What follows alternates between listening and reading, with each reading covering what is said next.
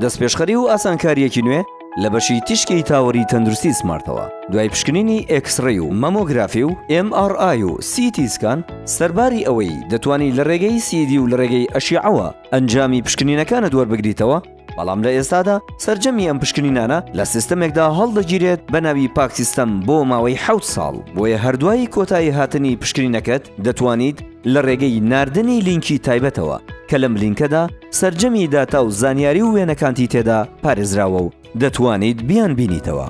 لە بەشی تیشکی تاوەری تەندروستی سمارتەوە ئەم لینکە دەنێردرێت بۆ هەر یەکێک لە ئەپەکان و هەر سەرچاوەیەکی پەیوەندی کە خۆت داوای بکەیت، یاخود لە ڕێگەی سکانکردنی QR کۆدەوە دەتوانیت هەرچی پشکنینت هەیە وێنەکانیان دووبارە وەربگریتەوە، کەواتە سەردەمی نیگەرانی تێکچوونی CD و فیلمی ئەشیعەکانت بەسەرچوو، چونکە لە لای ئێمە بۆ ماوەی 7 ساڵ پارێزراوە. پاک سیستەم لە تاوەری تەندروستی سمارت بۆ 7 ساڵ داتا و زانیاری و پشکنینەکانت دەپارێزێت.